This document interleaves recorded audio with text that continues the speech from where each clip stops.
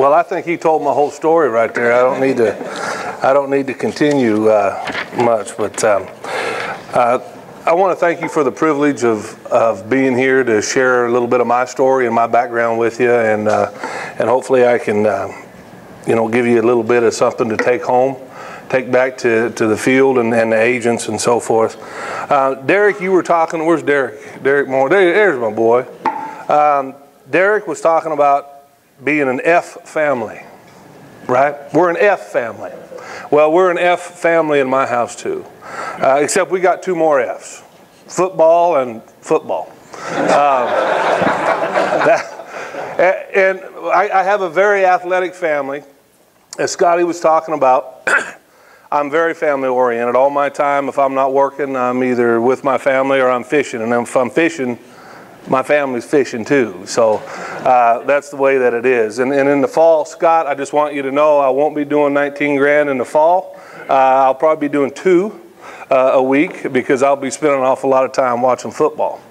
Now, my family's involved in athletics. I met my wife when we were freshmen in college the first week at Arizona State. She was down for cheerleading and I was down for football, and we met in the chow hall and been together ever since. And her father and I have an outstanding relationship, very, very close, and it might be because he was the head football coach at South Tahoe for 30 years. So I think he and I had a little bit of a rapport there, right? And he happened to play at Michigan State.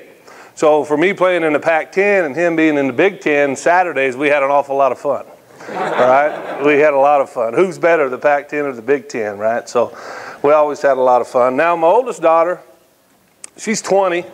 She's a sophomore at the University of Wyoming and in years in school. And she's graduating next summer after 3 years and 1 summer. She's graduating with a double major in business admin and business marketing. And she's engaged to the starting right tackle of the football team. So I'm a pretty good sized guy, a little over 6'5", about 305. He's 6'8 and a half, about 345. Yeah, it just baffles my mind, you know. And I understand my girls all want tall guys because they've been around big men their whole lives, you know. All my buddies that I run around with are my size because we all play together, except for Scott. He's my little brother. And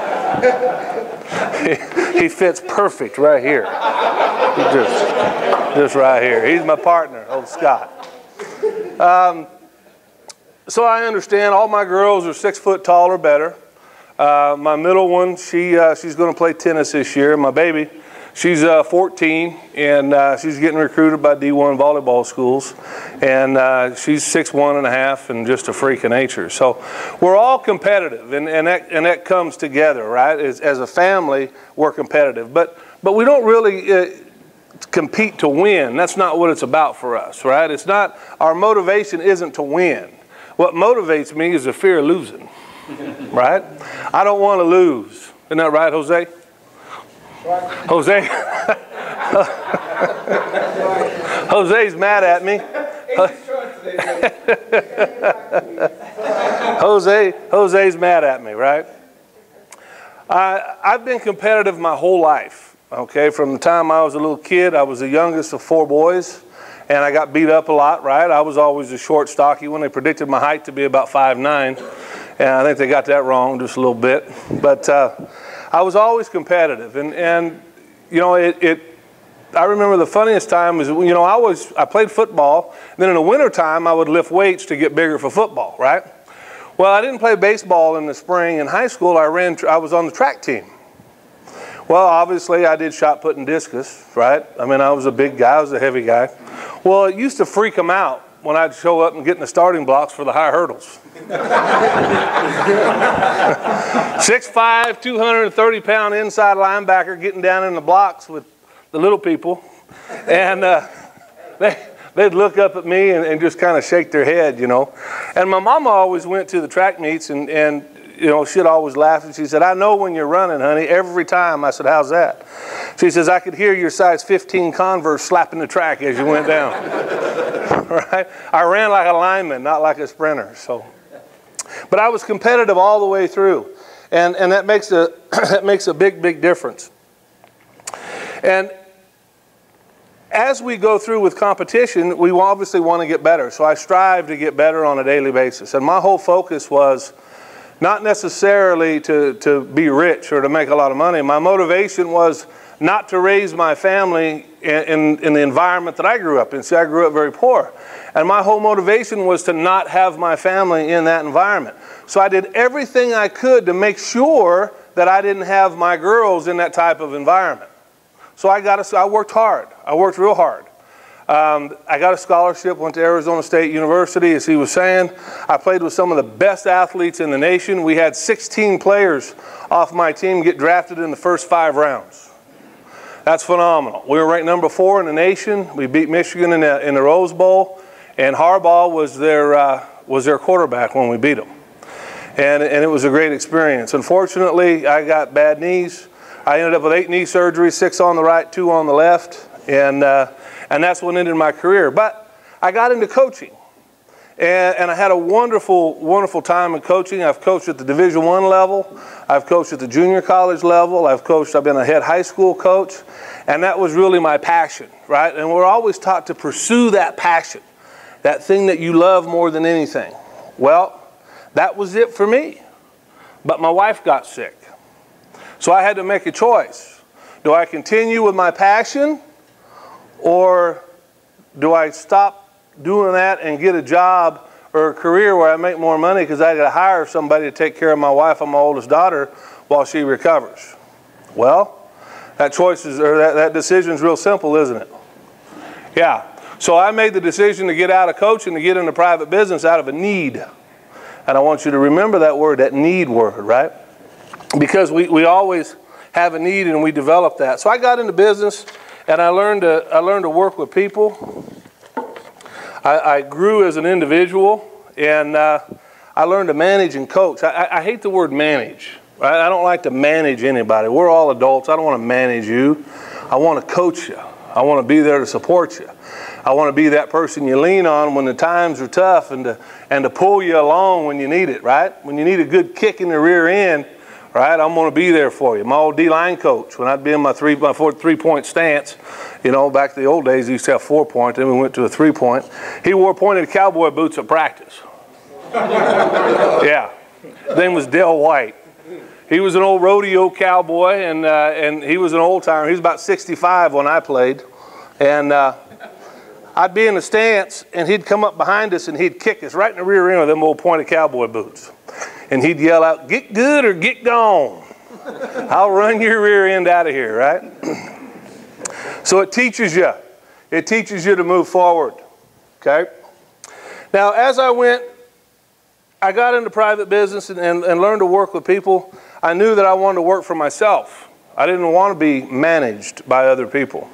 So I started a finance company, and it went well. I grew that finance company and started by myself in my garage, a lot like Mr. Parker. And within 18 months, I had 152 agents, 16 offices around the country, and doing real well.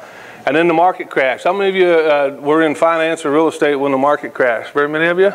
Yeah, a few of you? Yeah. So you know what I'm talking about. So when the market crashed, I tried everything to hang on, but things got tough. So I said, well, I need to make a change. So I wrote a couple ebooks, 7 of them.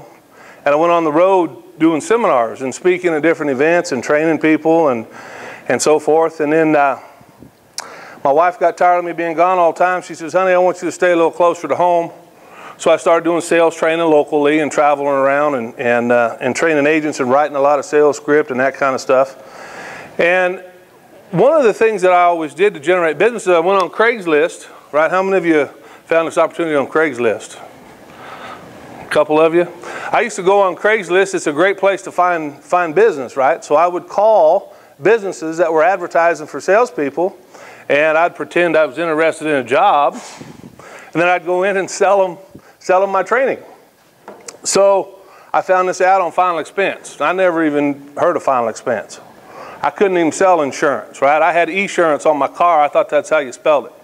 And so it was tough on me. But I listened to the guy's story, or his pitch about Final Expense. And like I said, I didn't know anything about it. So a couple nights later, I'm lying in bed, and I wake up about 4 o'clock in the morning. And it's running through my head, no overhead, no lead expense. I can build an agency. I can get overrides. I can get residual income. There's no downside to this. This is fantastic, right? I pursued it. I went and got my license, and it took me about 3 months to get my license. And like I said, I didn't know anything about insurance really at all. I didn't know anything about it. So I rode with a guy for a couple hours, and then I took a batch of leads, and I got the brochure, and I got the application, and I went out in the field. And I talked to clients, and what am I going to do? I'm going to learn the objections, right? I'm going to learn what this is all about. And remember, my experience I got in writing sales script and training salespeople, so it didn't take me very long to figure out what I had. So I went back home, and after a couple days, then I wrote my sales script. And my second month with this company, I was #1 in the nation. I thought, that's a pretty good deal. And started growing my agency and so forth. And then I get an email from Scotty on LinkedIn. He says, hey, friend me on LinkedIn. I didn't know. I just thought he was another one of them weird insurance guys, right? How many of us get those, right? So I messaged him. He goes, I'd like to visit with you. Send me your phone number or whatever. So I just replied with my phone number, and Scott calls me. And we set up a phone conference, and we had a chat. And it was a good chat. And again, you know, all of you know, because you got your license, everybody here, how many times you get hit up a day by somebody looking for agents, right? And how many of those people have you talked to that are just full of beans? Almost all of them, right? Well, that was what I ran into, and that's always your first impression is that, oh yeah, right, you know. Well, the more I talked to them, the more I liked them. And when you like somebody, you develop that trust, right? And that's what happened. I developed a relationship with these guys. And then I said, well, you know what? I called Scott one day and I said, hey, I got some guys that want to come into the business. I'm going to send them to you. Now I have my own agency, but I told Scott, I'm going to send them to you. I'm going to test them out. I didn't tell him that, but that's...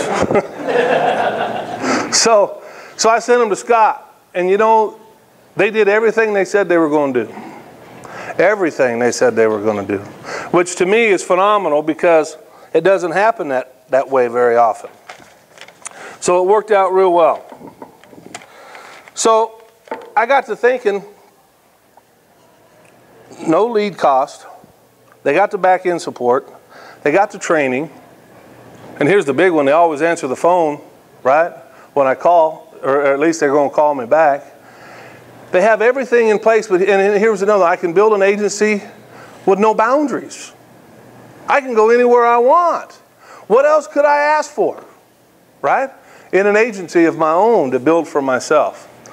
So I pulled the trigger this January, right? Almost 3 months ago, 2.5 months ago. And I came out to the academy and I went through that process, and I was completely shocked at everything that I saw. Not just from the leads, but the people, the culture, the atmosphere, right? When I left here, I went home and I told my wife one thing. I found a home. And to me, that's what's most important. Because you got good people with a fantastic platform, and you put those two together, and as a team, nothing can stop us. Nothing. Nothing can stop us. Now football's taught me a lot, right? And those of you that have been in sports know what I'm talking about. It taught me a lot, right? Like humility. How many of you have had a little dose of humble pie put on you in sports, right? I remember one time, I was a freshman, Arizona State. They had this guy named Randall McDaniel, 14-year all-pro guard for the Minnesota Vikings. How many of you remember that name, Randall McDaniel? Yeah, I remember him real well. We're in camp. Here I come in, right? I'm the cock of the walk, man. I come in, I'm a high school All-American, right? 6'5", 230 pounds, inside linebacker. line up, here they come. Right, I'm a linebacker, I come around the corner, Randall McDaniel's a pulling guard. I come up and I light him up. Boy, I hit him right under the chin, knocked him on his rear end. I'm doing my dance. I'm strutting. I didn't know we weren't supposed to go full contact.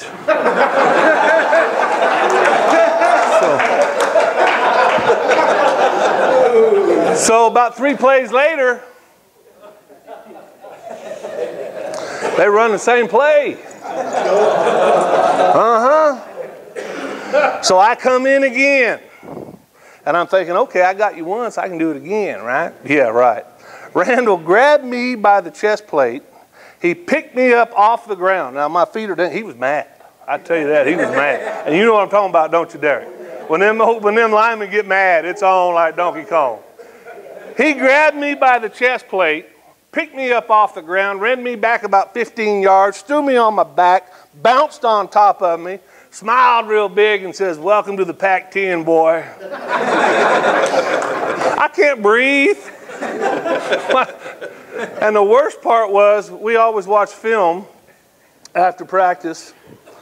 And I go into film and everybody's cracking up. And what are they doing? They're showing that play over and over again. Going forward, going back, going forward, going back, right? Well, it taught me to be humble. See, it took me from here where I thought I was here, and it gave me a dose of reality. It taught me that not all days are going to be sunny, right? Now, I have that in this business too, believe me. A couple weeks ago, I was out in the field. I didn't write a deal Monday through Thursday. I had to work Friday, Saturday, Sunday just to make enough money to eat, pay my gas bill from the previous 4 days. So you're going to have that. But the true test of a champion is where you don't let it get to you. See? You keep your focus and you keep your drive, because that's going to happen. You're going to have it. You're going to have $18,000 weeks and you're going to have $5,000 weeks. But you got to understand that you're not out on alone. All right. And the point is? I'm talking about the fall. I'm just sitting there. I'm trying to set it for the, I don't want that phone call. So, he calls me when I'm number 2. He calls me every day. "Hey, big boy, how you like being number 2? How you like being number 2?" Every day. Yeah, it drives me insane. So, it's going to happen. Derek talks about the fight back, right? And he's absolutely right. I call that intestinal fortitude. You got to have that intestinal fortitude to be able to fight through the adversity, and whatever that is, you got to be able to fight through that, because that's what's going to challenge you. Okay, that's what's going to drive you, and you got to have that burning desire within your belly in order to be successful at whatever it is in life. Whether it's your marriage, whether it's your relationship with God, whether it's work, it's exercise, whatever it is, you got to have that burning desire to be successful, and you got to have that fortitude, right? Like I said, I'm motivated by fear. That's what motivates me. In all honesty, I'm motivated by fear. We're all motivated by different things. Some are motivated by money. I'm motivated by a lack of money, right? When I don't have enough, then we're going to get it, right? Now, we can use fear to overcome our fears, which is motivation. As an example, I'm deathly afraid of snakes, or was. Now, where I live, we got a lot of rattlesnakes, a lot of mountain lions, okay?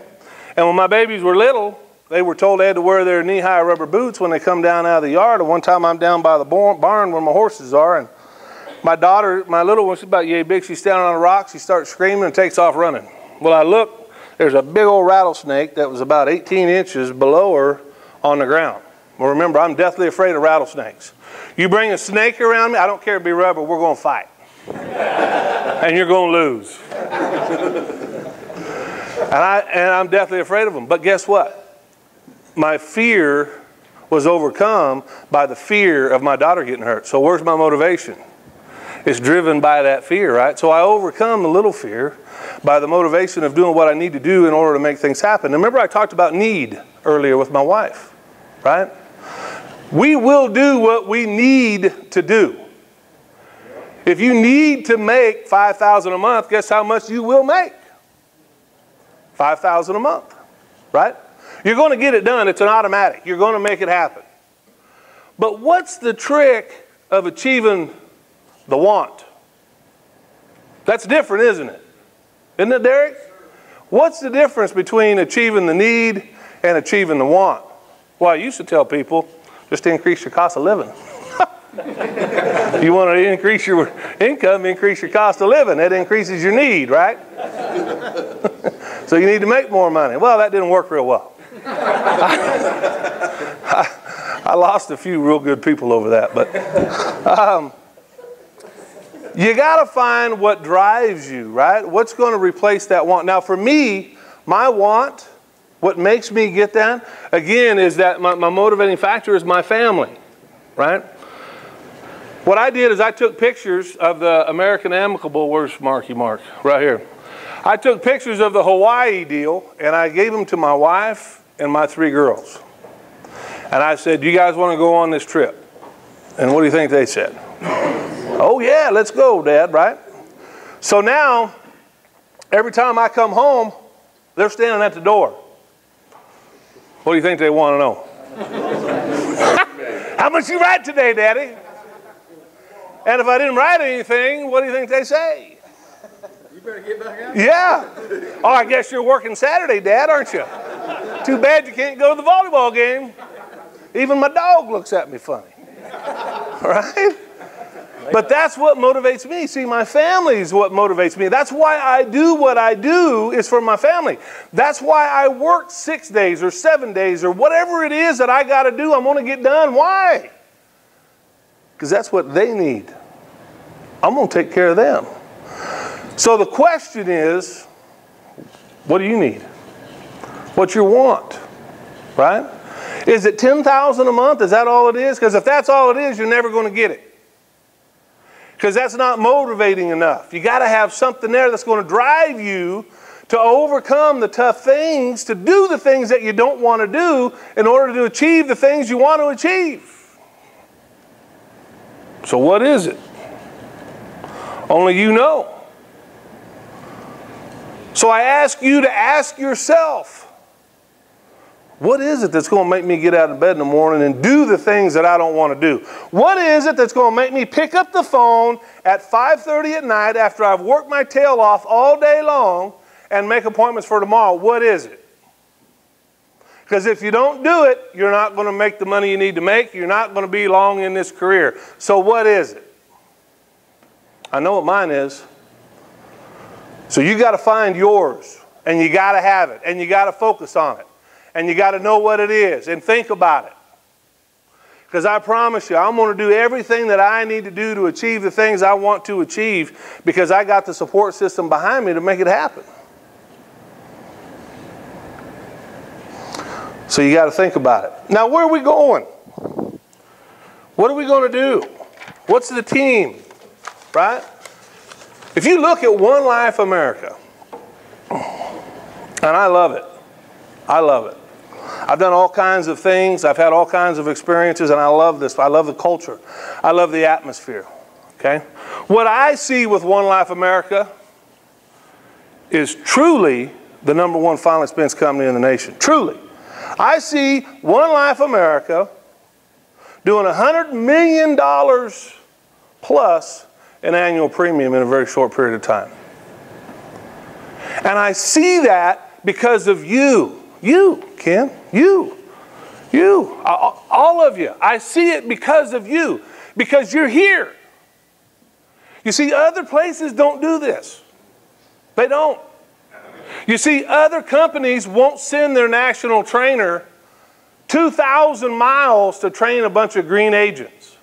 It doesn't happen.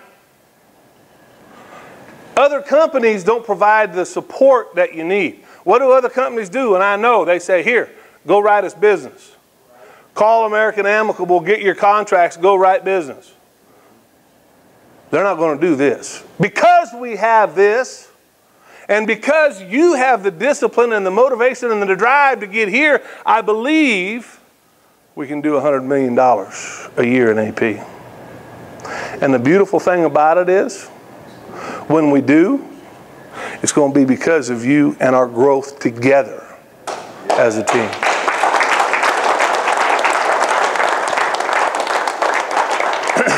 Now, we can give you all the tools. We can give you the leads. We can give you the training. We got my good buddy Mark right here from American Amicable. He got all my deals but one this week. Yes, sir. Well, I didn't want to do the phone interview, so. We got great carriers, or providers as I call them. We got great providers. You got all the tools you need from us, from One Life, okay? All we got to do is get you off your rear ends. That's it. Get you off your rear ends and out there. Everybody stand up for a second, please. Just stand up. Just for a second. Now, like I said, we've got all the tools you need. We got everything you need. Now what we've done is we've gotten you halfway to where you need to be. We've gotten you off your butts. Now, thanks for the standing ovation.